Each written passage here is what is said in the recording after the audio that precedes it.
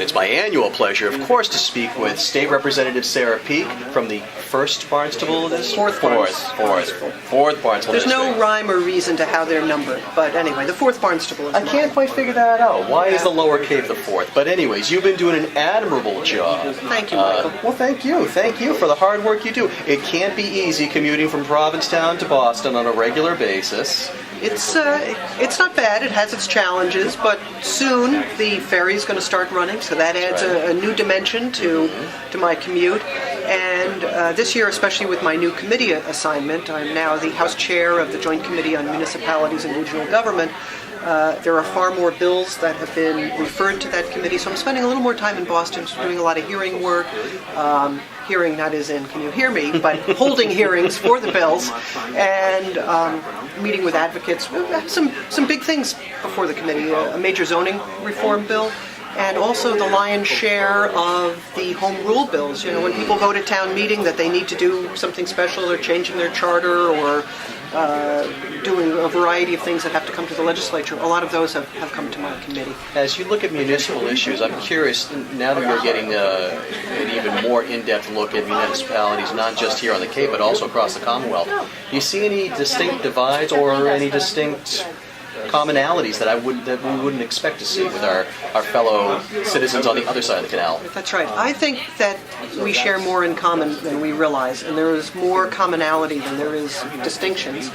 And one of the things I've asked the committee members to do is, as we are holding hearings on some of these local bills that come forward, if there's any of these ideas that a particular town has come up with that they're looking to do for themselves, maybe a way to address affordable housing or abandoned buildings or whatever it might be, let's look at it through the lens of, can we learn from what that town did, and then let's file a bill that would apply statewide or be an opt-in statewide, so it makes it easier for communities to opt in and participate rather in that than good have idea. hundreds of individual towns recreate the wheel at the various expense levels involved. Exactly, and maybe never learn of the good idea, for example. Yeah. But you did an admirable job also chairing tourism for the state, and we were so pleased to have you there. Are you... do you miss that at all? And will you still keep a finger in there? I completely miss it. Working with people in the arts and cultural sector, working with people in the tourism sector, there are no greater folks out there, really. And talk about doing some great things in a very quiet way that enrich our lives, but it's also such a major portion of our economy. It was really such a great honor. Now, representing the Outer and Lower Cape, I am not stepping away from being involved and having a very big oar in the water when it comes to tourism and when it comes to the arts. I was one of the lead sponsors to increase funding for the regional tourism councils, up to $7.5 million for this year. They've been level funded at $6 million the last couple of years. So this is a pretty big increase. We've increased funding for the Mass Office of Travel and Tourism. Quite honestly, after the marathon bombings, we're concerned that there may be some fear or trepidation with people from coming into Massachusetts. So we're going to bump up our marketing efforts and let them know we're all still here. We still have beautiful beaches and golf courses, wonderful theaters, so rich in history. So come on and visit us in Massachusetts. And while you're here, make sure to come down to the Cape. Absolutely. Well, we couldn't have a better advocate than you, Sarah. So thank you so much for all the hard work and for coming in and sharing dinner with us again at the Jefferson Jackson. Michael, it's my pleasure. Good to see you. Thank you so much. Good to see you. Thanks. And here at the 2013 Jefferson Jackson dinner, I couldn't be more pleased than to be speaking with the Massachusetts Treasurer of the Commonwealth, Mr. Steve Grossman. Thank you very much for coming to the Wonderful Cape. to be here. I love coming to this event. I try to come every year. Thank you and you've been coming here a couple of years now, at the very least, so you've been doing a fantastic job of coming down and visiting us. So again, thank you for coming down from Boston. Well, it's not tough because we have a house in Centerville. We've had a house in Centerville for 30 years, so I do not need a GPS to get here. Fantastic. Now, as treasurer, you've been overseeing an awful lot of transactions that have happened, that have occurred with the Cape, but I know also you've been paying attention to the local political elections and the statewide political elections. And did you have any impact or anything to add with regard to Ed Markey winning the primary? Well, I'm very passionate about Ed Markey. I served in the United States Army Reserves with Ed Markey back in 1970. We've known each other for 43 years. And even when Ed Markey was 23 years old, Ed Markey was the kind of guy who talked about organizing. How do young people organize to change the face of communities? When he decided to run in 1972 for the House, and then for Congress in 1976, I saw a guy who was passionate about changing the face of communities, and that he is so deeply into the environment and to weaning ourselves away from carbon fuels and renewable energy, which is the lifeblood, I think, of the Massachusetts economy, and we need to do more. Ed Markey will be a phenomenal United States Senator, so I am all in for Ed Markey. As are we. We're all in for Ed Markey at this point. We are looking forward to an exciting race coming on up. He's certainly going to get Cape and Island support. You've been a big supporter of the Cape and Islands. There are a few initiatives that you've overseen at the treasurer level that have had a beneficial impact on the Cape. Did you want to talk about some of that? A couple of major initiatives. First, we just, of course, broke ground on the new Monomoy School, partnership between Harwich and Chatham. I chair the Mass School Building Authority, and we broke ground, and I look forward to being at that ribbon cutting. That's a game changer for the students of those two communities, and I think it's an indication of the kind of regionalization that we're going to have to see more and more going on all over Massachusetts, where we can afford to do it together, but we may not have been able to afford it separately. The second thing I chair is the Mass Water Pollution Abatement Trust, or we're changing the name to the Mass Clean Water Trust. Isn't that a good name for it? The Mass Clean Water Trust.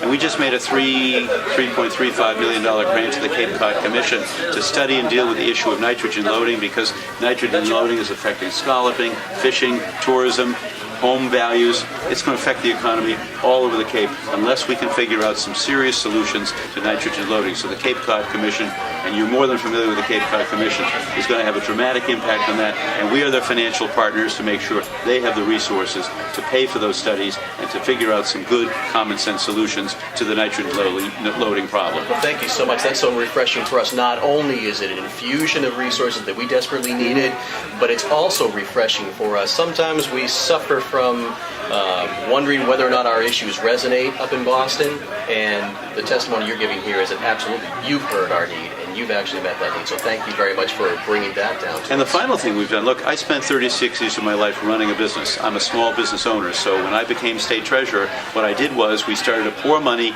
into small local community banks, Cape Cod 5, Bank of Cape Cod, just to mention two. And they in turn have been loaning money, millions of dollars, to small businesses. The Cape needs 12-month small businesses flourishing, growing, developing, and creating jobs. And if we can see the business community partnering up with 4 Cs, and I don't mean the ice cream shop, I'm talking about the community college. Spoken like a real If we can see local. the community college and the business community partnering around workforce training and development to give our kids the tools they need, we need to not only train young people, we need to retain them here on the Cape. They will be the backbone of a 21st century innovation economy. That is my principal goal, because small businesses, economic security, economic insecurity, that's the biggest issue the Cape, to me, has always faced. Keep those young people here, give them economic opportunities, we'll see explosion of economic growth, and Cape Cod being wired for broadband internet.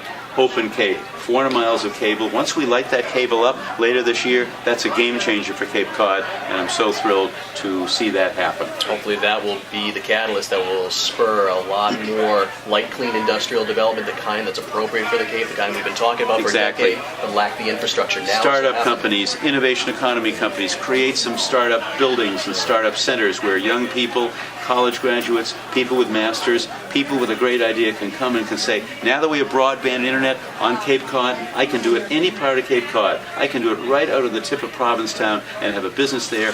That's my quality of life, and I can create a job for X, and then 3 jobs, and then 5, and then 10, and then 20. All of a sudden you have jobs, 20s, 30s, 40s, 100s, created right here in Cape Cod. That becomes a permanent 12-month economy. Young people start staying here. Young people start coming here, deal with the issue of housing, different problem. We got problems, but I want the Cape and Massachusetts to be the best place in the world in which to live, work, bring up a family, get an education, and build a business. That's my goal as state treasurer. Whatever office I hold, that's my goal, and we're going to work every step of the way with the leadership of Cape Cod to make that dream a reality. Well, it's important that you're acknowledging the problems, but you're offering real solutions. Thank you. Real tangible solutions. We appreciate that. Well, Again, we appreciate you coming down. We're partners. Absolutely. We're partners. These are not solutions that we say, Boston has a solution. We work together, we listen. My father always said, Steve, you were born with 1 mouth and 2 ears. Use them in that proportion. Be a better listener than talker. So I've listened a lot over 30 years as a Cape Cod resident, listened as treasurer of the Commonwealth, Commonwealth, listen when I've run for office, and I think I've learned something about the unmet needs of the Cape, what we can do to create a whole explosion of 12-month businesses in the small business sector around innovation businesses. That's the goal, and that's what our hope is that we will be able to achieve. Thank you very much for us understanding that need and for working to help us meet that. Thank you very much. For the time. I appreciate the chance to talk to the people of the Cape on this show, and thank you very much for the time. You're very welcome. Thanks. And it's my delight to be able to speak with our state senator, Dan Wolf. This is, I think, interview 3 or 4 in the last few years. Every single one I look forward to, and we always have an enjoyable time. So thank you very much for being here at our Jefferson-Jackson dinner. It is always a pleasure to be at the Jefferson-Jackson dinner. It's been a part of the tradition of being a Democrat in this district, so it's a proud evening for us all. Well, thank you very much. Now, you've been very busy at work, carrying our issues from the Cape up to the State House. We see the fruits of your labors benefiting us on the Cape. I know you've been working closely with issues revolving around economic development, environmental protection. Do you want to talk about some of those issues and more that you see addressing us here on the Cape and the Commonwealth? Well, I think certainly in this district, environmental protection, as defined by water and specifically as defined in this context by wastewater. And we were really fortunate recently to have signed the $3.35 million grant to get us going with a regional wastewater plan. And so we're really excited about that. That's a project that I've been working on for 10 years. Thank you. So to really start to see the ball rolling is exciting. It'll encourage towns to work together to come up with a regional plan. It'll be more affordable. And I think the technical solution is going to restore a lot of the estuaries and embayments that have been really degraded over the last number of years, the last couple of generations. Really the lifeblood of the Cape, not only environmentally, but economically and our tourism base, but really our way of life down here on Cape Cod. It's vital. At Cape Cod, it's all about water. That should be our tagline. That's right. And in this case, we're making some good progress. We have a drinking water issue in Eastham that we're working with. Eastham is the only town on the Cape that doesn't have a town water supply for drinking water. So we're hoping that over the next couple of years, we're able to address that and make sure that the citizens of Eastham are protected relative to the drinking water. And then other environmental issues are coastland protection. We certainly are dealing with the effects of the big storms that we're having and rising sea level.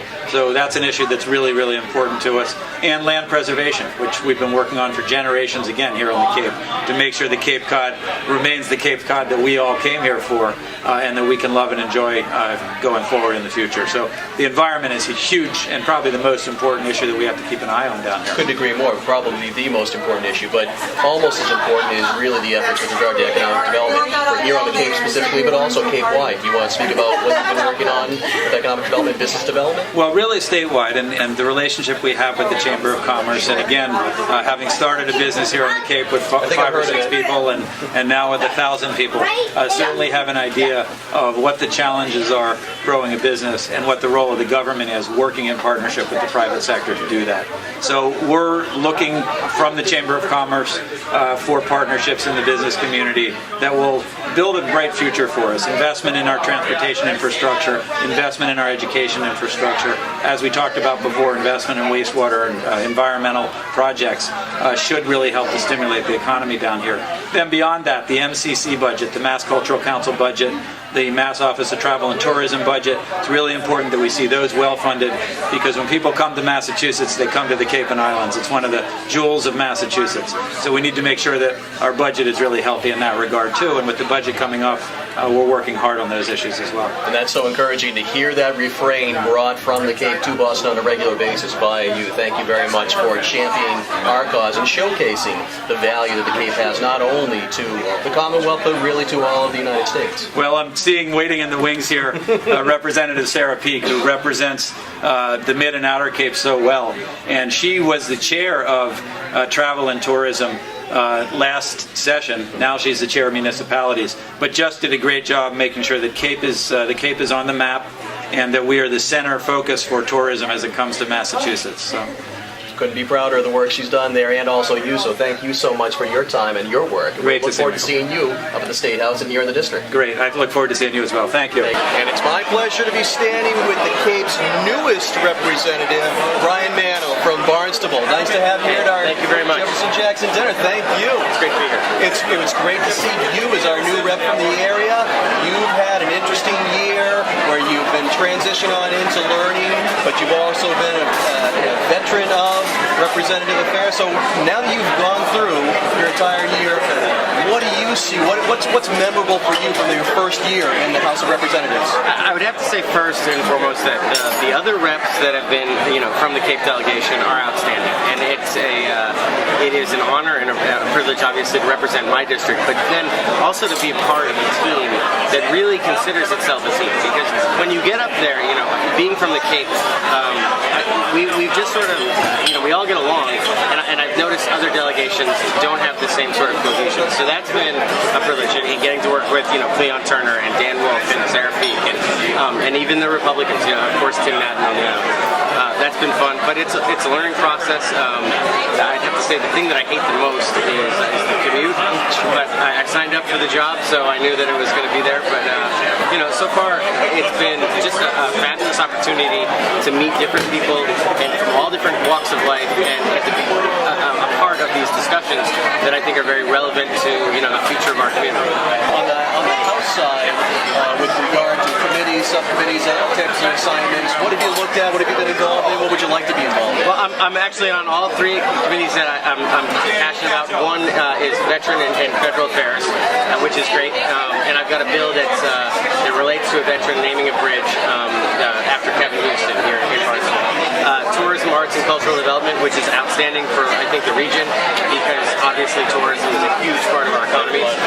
And then the one that I was most interested in, that I'm glad that I was appointed to, is public safety and homeland security. This is the committee that will be dealing with all the gun legislation, and in the wake of Newtown, it's been very interesting because that has been sort of in the spotlight up on Beacon Hill about how are we going to keep guns out of the hands of people who should not have them, and whether that's mentally ill individuals or just criminals.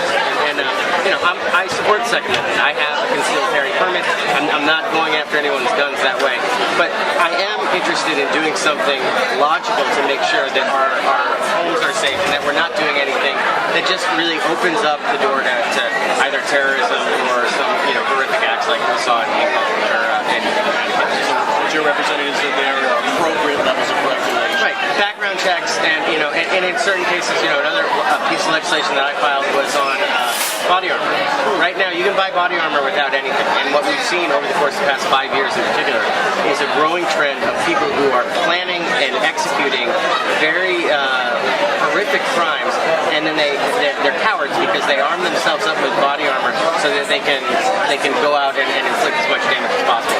At the very least, I think what we should be doing is just recognizing that someone who's doing that, if they're purchasing body armor, we should take a look and say why, because there is no Second Amendment privilege on that. It's not like the Constitution says that you have a right to body armor. You do not.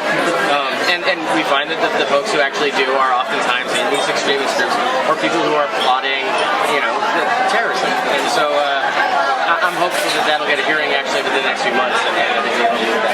I'm sure we all appreciate the fact that you've got public safety paramount on your hot burner of items that you're looking at for us here on the Cape. Is there anything else that you can think of that was enjoyable this year, or a strange learning experience, a unique learning experience that you took away from this year? I have to say that it is a different world up on Beacon Hill than it is on Cape Cod, and it's just been a privilege and an honor for me to be able to go up there and represent our community. And I hear from folks who are constituents, and then also just interacting with folks up on the Hill. It's just a tremendous honor, and I've, if anything, that's the thing that I'm, this year as I begin to learn the process, because I am the rookie, I'm the youngest and the newest member of the delegation. But having that privilege, it is an honor, and I found a lot of very interesting people and causes that I knew about, but now I have a closer relationship with, and I'm hopeful that as time moves forward here, that I'll be able to continue and advocate for those causes as seniority increases. Well, thank you for recognizing that honor, and we're honored to have you represent us on the Hill. So thank you once again for your contributions. Thank you so much for continuing to work for us, and thank you for coming to see us here in your home ground of Miami. Yeah, thank you. Well, thanks. Thank you very much. We'll look forward to seeing you up there. All right. And I am deeply honored to be standing here at the Jefferson Jackson Dinner with Erica K. Webster. who is a recent transplant to the Cape, Marston's Mills, about Yes. a year ago, and you've been very involved with the LGBT community in a number of impressive ways. Can you tell me a little bit about some of the work that you've done recently and some of the honors you've been accorded?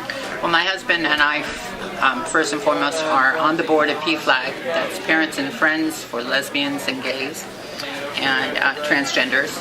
And we're active with the LGBT Aging Project. And I was selected and chosen this year as the international spokesperson for the LGBT Compassion Games, which is a global initiative where we're going from city to city and we're involving the community in random acts of kindness to show that we too have compassionate hearts and we care about our communities and we care about the people within our communities. And it's about doing something nice and sharing kindness and love. And that's so important. How many cities is that being held in? It's being held all over the world. That's fantastic. Yeah, we have games going on as far as Tanzania and all over Europe and Africa and of course all over the United States. On the 16th of May this month, my husband and I will fly to Louisville, Kentucky for a week's stay there. Louisville in 2012 was selected as the most compassionate city in the United States. That's such a high honor. It is a hugely high honor. And during our time there, I have the opportunity to speak at a special luncheon that was facilitated specifically for me because one of the main issues I deal with through my foundation is for housing for homeless LGBT youth. Hi, Bill. Who are living on the streets without any hope for a future. And so I get to speak to the Habitat for Humanity and a group of other people who are involved with the homelessness situation while we're there. Erica, can you tell me a little bit about your foundation? The work you do is so important. Well, one, we advocate all over the world for equal human rights for every person in the country. But around the world right now, we have many countries where it's illegal to be gay, lesbian, bisexual, or transgender. And in some of those countries, it's still a death sentence. And that's part of the whole concern in the coming together with the LGBT Compassion Games. And the Compassion Games International is the parent to all of this. And on a much smaller scale, how has our local Cape and Islands Democratic Council been of assistance to you? Have they been encouraging and supporting of your efforts? That's one of our planks, obviously. A lot of your issues are our issues. Have we been helpful in that regard? Absolutely. We love the Cape. My husband was born and raised here. I'm a, what do they call it, a wash ashore? Mm-hmm, yes. Okay. And we use that term affectionately. yeah. But I found the Cape to be extremely welcoming, and being a part of the Cape and Island Democratic Council is a very important part of our life as well. I mean, I think that it's all of our responsibility to give as much time as we can to creating the change we want to see. And by becoming the change we wish to see, we influence other people. And impacting that change in a way here locally on the Cape, you've certainly set the ground for progressive movement here as well, and carried some of the progressive movement that's been going on in the Cape atmosphere for a number of years. But you've also taken this to Boston. You have something coming up in Boston that's noteworthy? I was nominated, I'm not elected yet, but I was nominated to be the Grand Marshal of the Boston Pride Parade. That's an incredible honor. It really is an incredible honor. I'm nominated with really notable names. Mayor Thomas Menino has been nominated, and I don't want to get his last name wrong, but he was a police officer that was there during the Boston bombings, and he is the liaison. His first name is Javier, and if anyone is deserving to win, he is definitely deserving. Well, just to be nominated in that same vein with those individuals is an honor as well. We want to thank you so much for the time you've given us and the incredible work you've been devoting. And whatever we can continue to do as Cape and Island Democrats, I hope you'll continue to reach on out to us, and we'll be a source of encouragement for you and your efforts. Absolutely. And the only other thing I would like to add is that on May 19th, I think it's probably one of the most incredible moments in my life is to have the opportunity to present to His Holiness the Dalai Lama, who is visiting Louisville during that time, sets of prayer flags. One set of the prayer flags has been created by PFLAG, one Stonewall Veterans of Massachusetts, and the other from my foundation for the Foundation for International Justice. And so those are the flags that will be going to His Holiness the Dalai Lama, and they're coming from the Cape. How incredible And is that? is He'll just actually wonderful honor. have that impact from us Yeah. via you. Thank you so much for that. That's incredible. Yeah. Well, again, thank you so much for your You're time, and welcome. thank you for everything that you've done and continue to do for us. Thank you, and thank you so much for everything you do.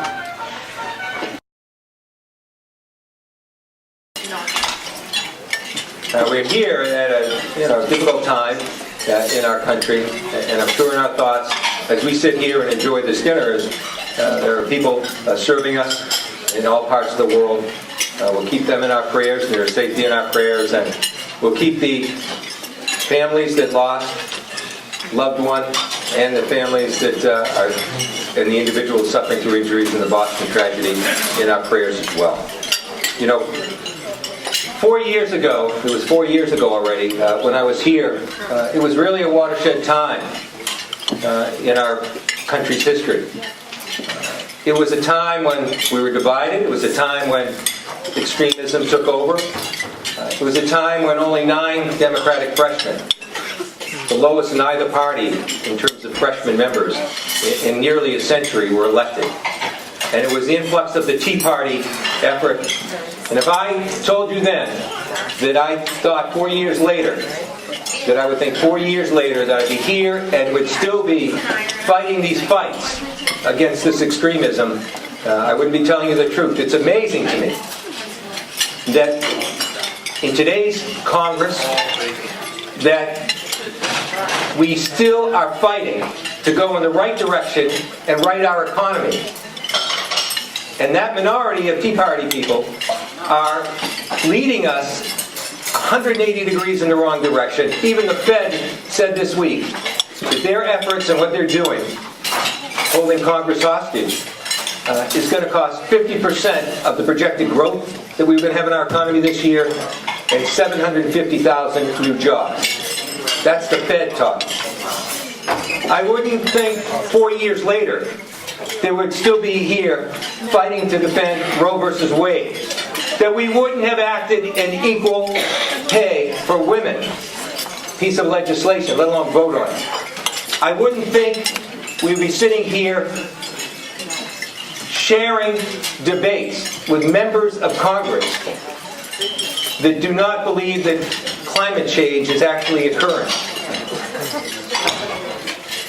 I wouldn't believe we'd hear, after tragedy that we've had, that we wouldn't be able to put a common sense gun legislation piece through Congress and signed by the President.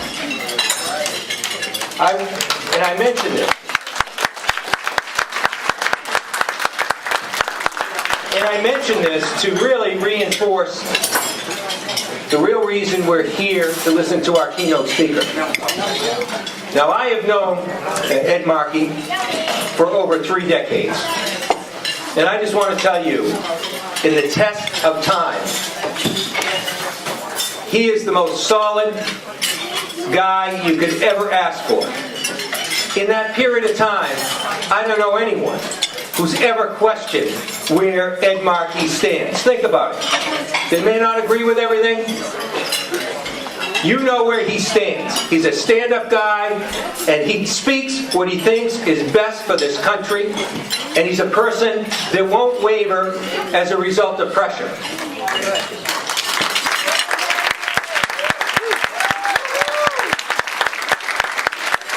The first time I met him, he was just finishing up his time in the legislature, and he stood up to a strong leadership, the threats of punishment, because he believed in an issue.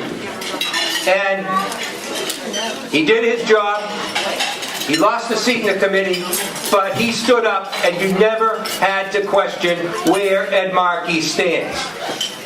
You know where he's going to stand when it comes to putting our country in the right direction in terms of jobs. He's going to stand on investing in the future.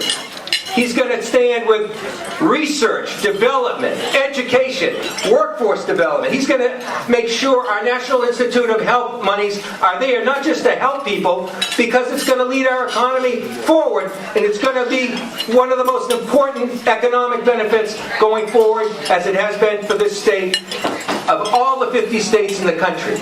You know where Ed Markey stands. When it comes to Roe versus Wade, when it comes to a woman's right to choose, when it comes to paycheck equity, you know where Ed Markey stands. There is no doubt about that. And as we sit here and look at our televisions and see just a few days ago in May, it's snowing in Minnesota. There's a drought that's ravaging fires in California, and we're still trying to recover in the Northeast from Hurricane Sandy. You know where Ed Markey stands on climate change and making sure that we're doing the right thing for our environment and the right thing for our people and the right thing for our economy.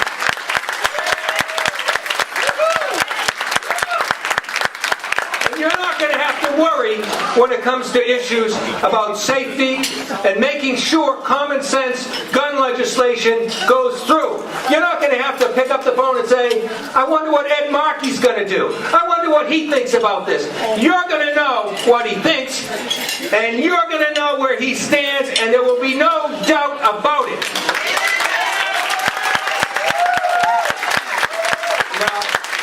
Now we sent a great senator just this last election cycle to Congress. Someone who's made her mark and has stood so strong and made us all so proud. And Cape Cod Democrats and independents that joined, Democrats and a few Republicans that did as well, made sure she won. And we're proud of that, aren't we? We want to make sure she continues to be effective, don't we?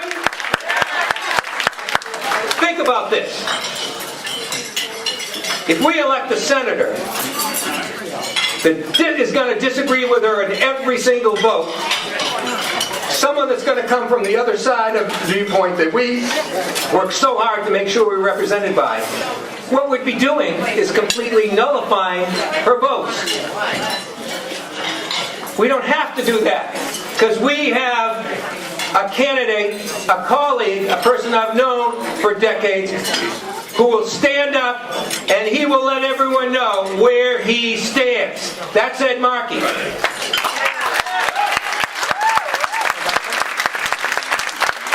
I want to share this with all of you because I know it will have a lot of meaning to you. You might see in C-SPAN sometimes when we're in the well and we're talking, and the Massachusetts delegation traditionally is right in the front, in the center, and we're talking. And one of those days, Ed Markey was talking to me, and he was telling me how much it meant to him and how moved he was when he went campaigning in Cape Cod. He told me how the response, the enthusiasm, how much people cared about issues meant to him, and he was touched. I want to make sure that we put someone in the Senate who understands about Cape Cod, who understands that climate change is just a little bit more important than an environmental issue. It's an economic issue right here in the Cape. We want to make sure we have someone that's going to vote the right way to bring our economy forward. We're going to make sure we have someone who has a clear-cut record defending the civil rights of everyone, whether they're white, black, brown, yellow, whether they're gay or lesbian or transgender. He's the man, and you know where he will stand on these issues. He's a stand-up guy. He's my friend. He's my colleague. With your help, he's going to be the next senator. Let's welcome Congressman Ed Markey. Are you fired up?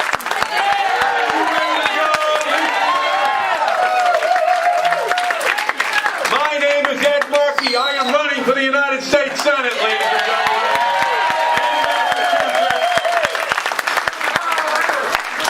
Oh, boy. You know, Billy is such a great congressman. But you know what? I'm taking him everywhere with me across the state now. I need that introduction no matter where I go. He's just absolutely unbelievable, just the best. And thank you, Billy. And haven't we been proud of him? On CNN, MSNBC, Fox, he's been everywhere on the bombing, on Homeland Security, on protecting America. He's already a national figure, and I wouldn't expect anything differently because I have known him for many, many years, and he was just waiting for the moment when he was elected to Congress to have the whole country know what an incredibly great congressman he is, and I thank you, Billy, so much for that introduction and for everything that you do for our state and for our country. He's absolutely a star in Washington, and he's only going to grow greater in the political firmament of our nation, and I thank you so much for everything you've done for me. And to my friend of a lifetime, Steve Grossman, sitting over here, our great state treasurer. I mean, the guy is great, and just thank you so much for all that you do. Terry Murray, back here, our great Senate president. Thank you, Terry, for all of your leadership. I have been warmly welcomed to Cape Cod. In Barnstable, there were 200 people who came to my first event, then down to Orleans, then back to Barnstable again.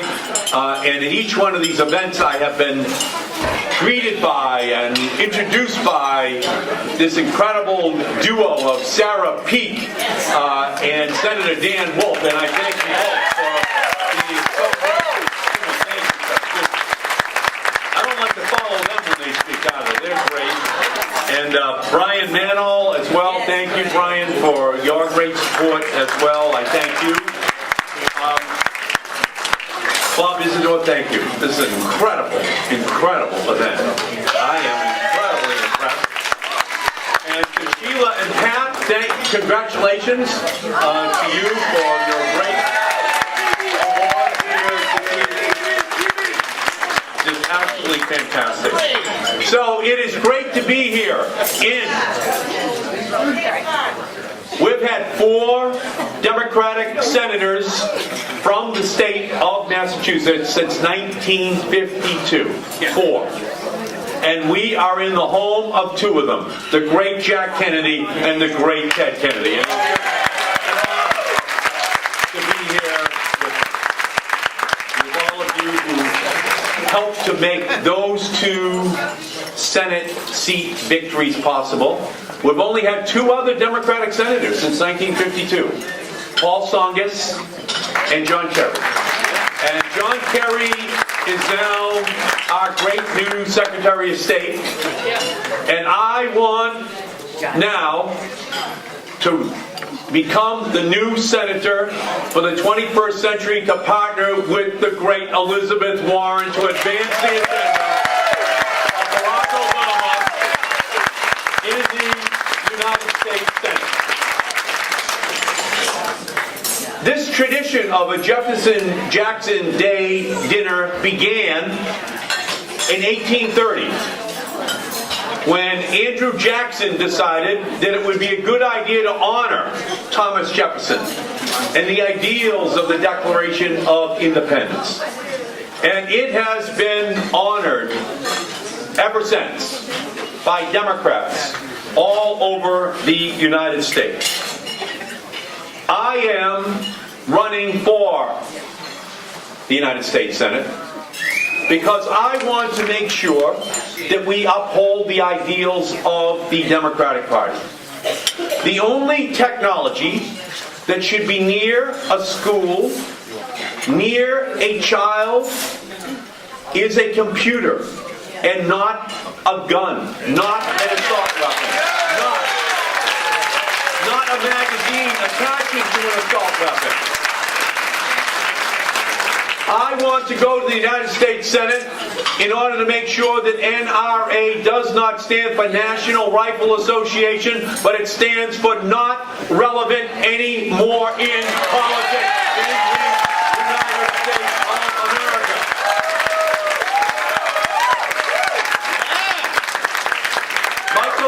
Michael Lake and I, we come from Malden, and believe me, we see too many instances of gun violence now. Too many instances of people who are unnecessarily harmed by guns in our society. 52 children die each week from gun violence in the United States of America. That is 3 Sandy Hook elementary schools every single week in our country. 600 people die in our country each week from gun violence. 30,000 people die each year in our country from gun violence. We have to ensure that we get these guns off our streets. We have to take them. Gabriel Gomez says he is not in favor of banning assault weapons. Gabriel Gomez says he is not in favor of banning these magazines. We need to send someone to Washington who is going to reflect the values of the state of Massachusetts, and I intend on being that senator.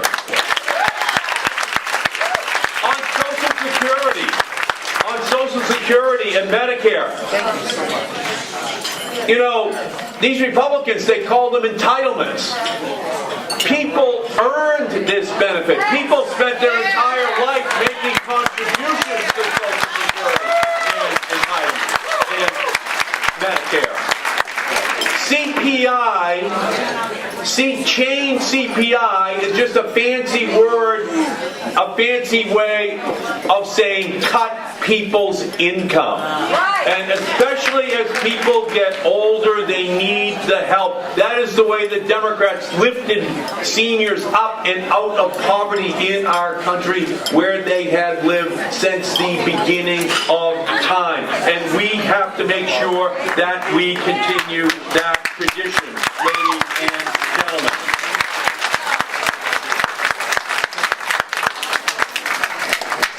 The issue of whether or not we are going to have something that we fight over on entitlements, well, how about the $40 billion in tax breaks that the oil industry believes that they are entitled to?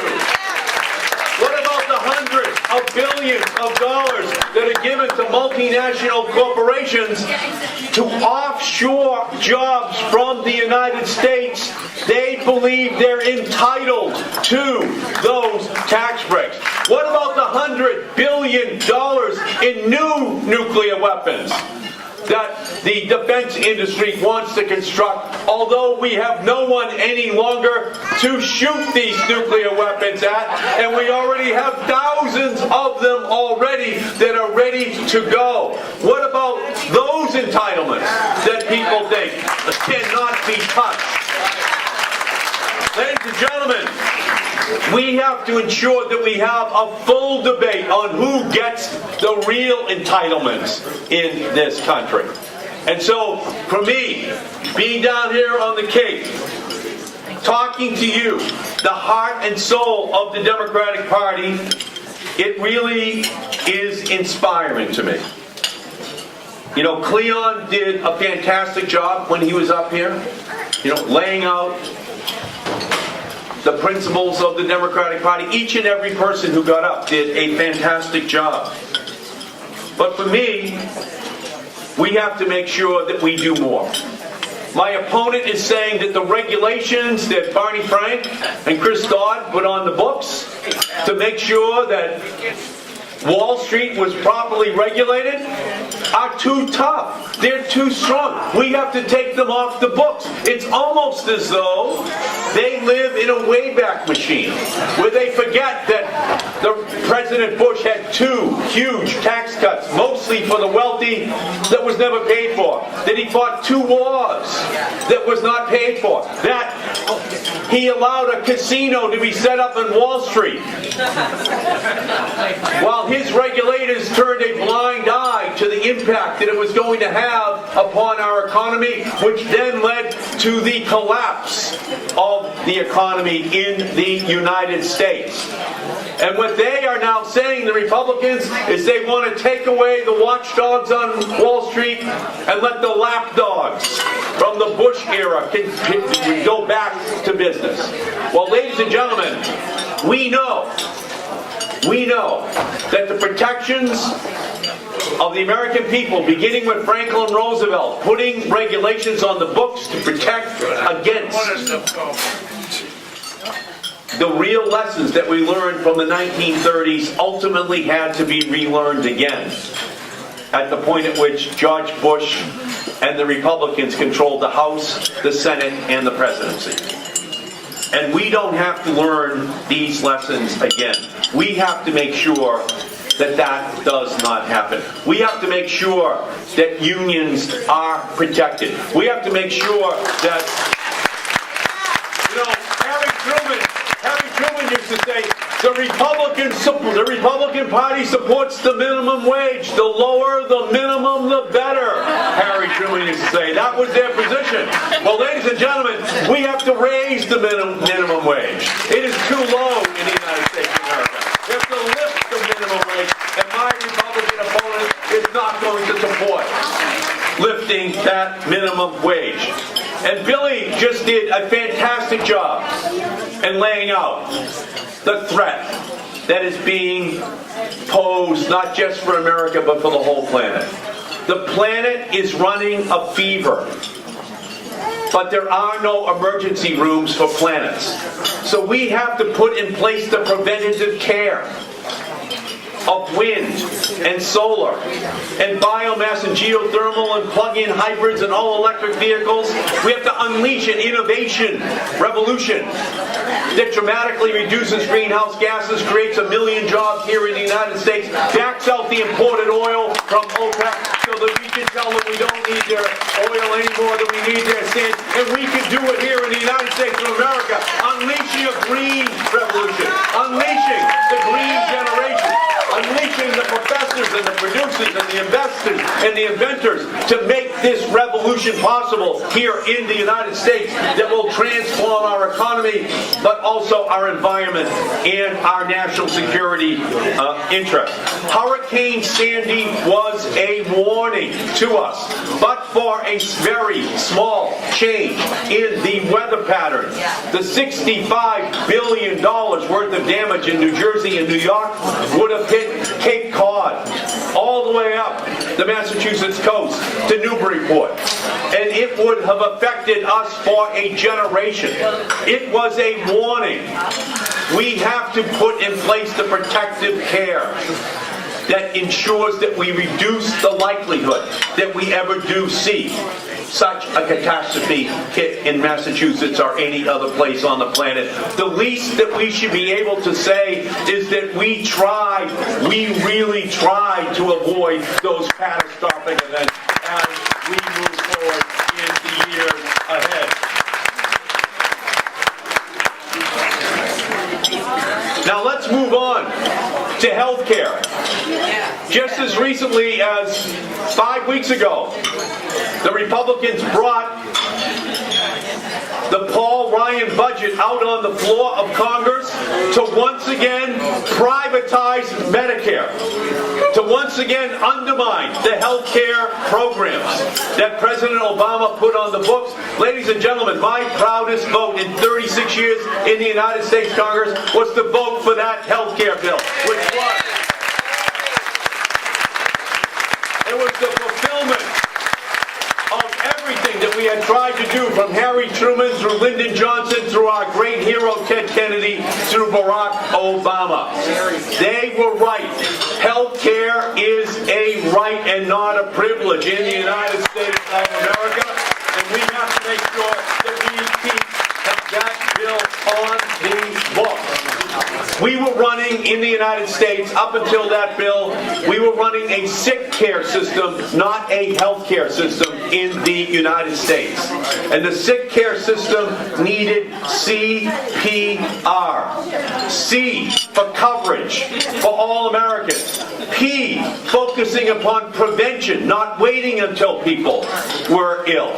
And R for research, because research is medicine's field of dreams from which we harvest the findings that give hope to families, that we will find the cure for Alzheimer's, for heart disease, for cancer, for Parkinson's.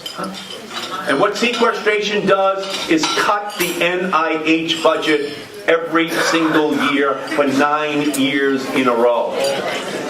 The terrorist call that people are afraid of is the call that comes from the doctor that says yet another member of your family has that disease. Has that disease, which has been going through your family for generations. We have to not just fight the cuts in the NIH budget, because NIH is really the National Institutes of Hope. We have to double the NIH budget so that we can find the cure for all these diseases. Because otherwise, the healthcare costs in our country are going to skyrocket. And so what is it, ladies and gentlemen? What is it that ties all of these issues together? One issue. Gabriel Gomez is saying that unlike Scott Brown and Elizabeth Warren, he will not sign the People's Pledge to keep that tsunami of undisclosed, unlimited money that swept through the other 98% of America, but the 2% of the population, which is Massachusetts, was spared. So be prepared for the Koch brothers to be coming into Massachusetts. Be prepared for the Karl Rove to be coming into Massachusetts, because they can disguise the NRA money. They can hide the coal industry money. They can hide the funding to repeal the health care law, which is why I want to run for the Senate, because we must pass a constitutional amendment to overturn Citizens United.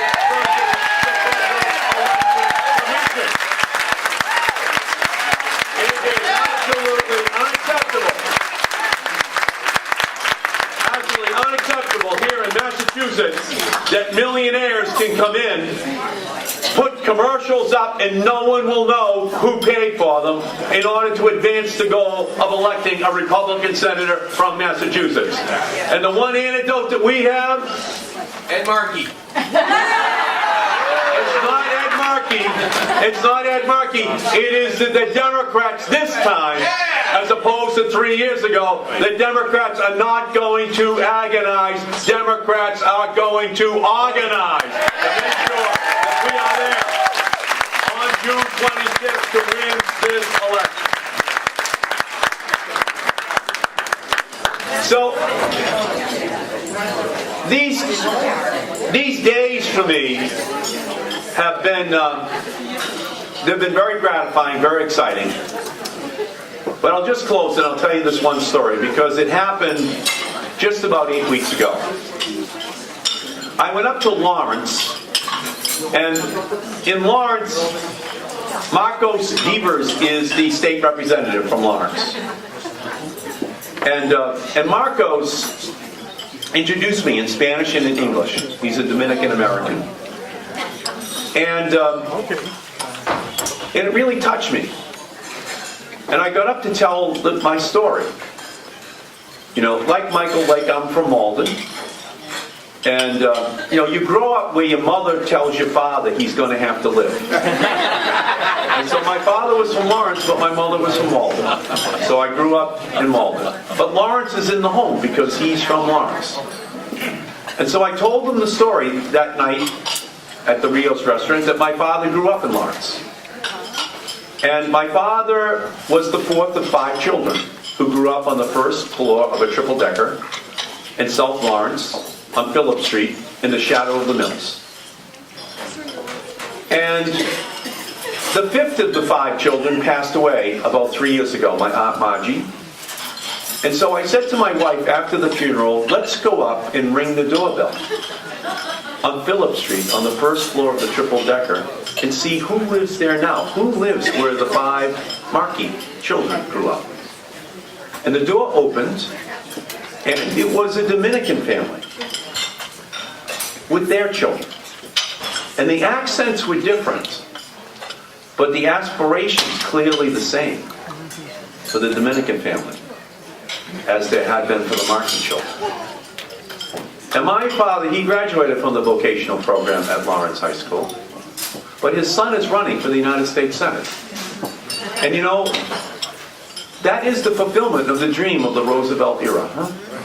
To ensure a democratization of access to opportunity through education, through healthcare, through the breaking down of discriminatory barriers that existed.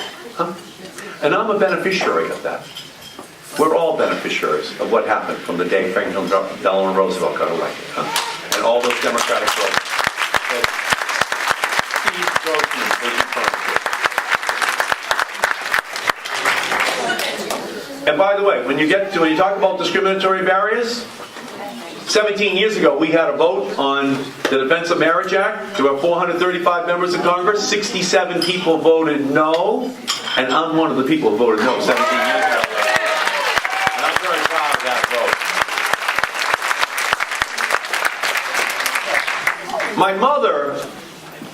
My mother was a junior in high school. She was about to become valedictorian and the senior class president, but my grandmother died. And in an immigrant house with 5 children, before Franklin Delano Roosevelt, the social safety net was that one of the girls would just have to stay home. So my mother had to transfer over to the commercial course and just raise the 3 younger girls. That's the way it was. There's no Social Security, there's no Medicare, there's no Medicaid, there's no unemployment insurance, there's nothing. That's the way it was. And so, by the time my mother had finished raising that first family and married my mother, the milkman, and that's an interesting house to grow up in, the valedictorian and the milkman, I just want to tell you. That I was born when she was 39, and my brothers were born when she was 40, the twins.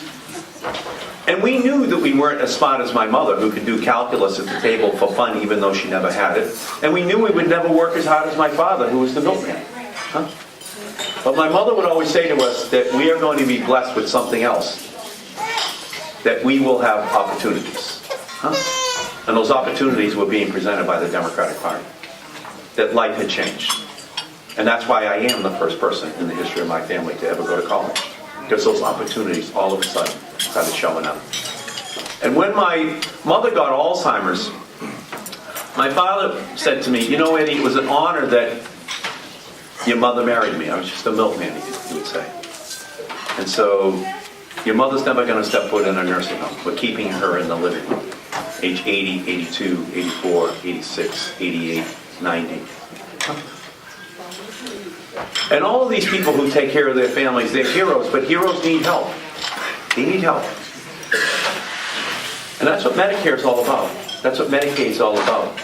That's what Social Security is all about. That's what all of these programs are all about. That's what broke the history of 5,000 years once the Democrats took over in 1932. It changed ordinary families' relationship with the unlimited potential that every human being has within them. And so I'm running for the United States Senate because it's really about those kids on the porch up in Lawrence right now. And every kid on every porch, in every city, in every town, all across our country. We have a responsibility to them to make sure that the 21st century is more clean, more educated, more healthy, and more fair than the 20th century was. That's our job. That's the signal that Massachusetts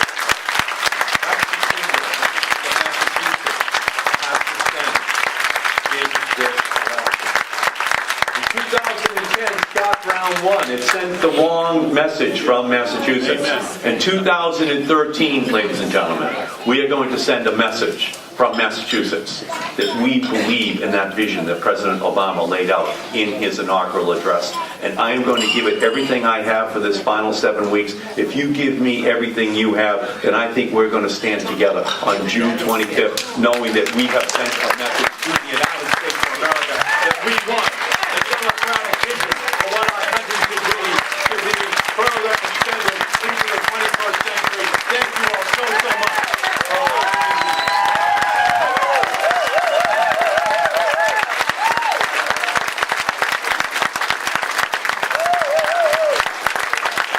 Thank you, Congressman Markey. The Congressman said he would stay around to talk with you, so please don't leave. Also, the silent auction is closed, but David has one item he needs to auction off personally.